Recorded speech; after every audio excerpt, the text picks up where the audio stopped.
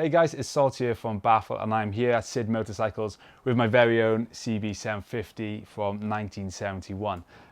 This episode we'll be looking to cover a little bit more of the build details.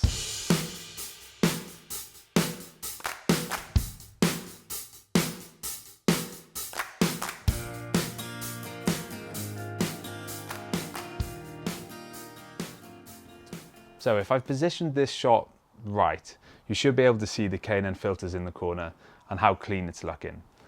That's because the oil tank has been removed, utilising the Sumpthing kit.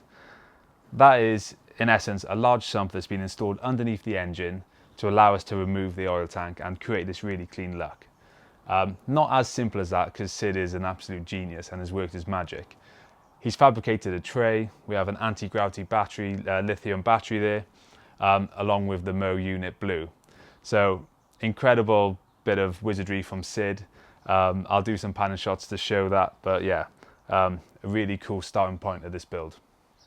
So if you're looking to install a Sumpthing kit, something worth mentioning is we had to lengthen our headers by 50mm to allow the pipes to pass by. We were very fortunate to send them to a local guy of us, Ben, Milky Metalworks, close to Baffle House, who's not only a legend but very skilled at metalwork. So he's managed to lengthen the headers seamlessly to allow this kit to be installed.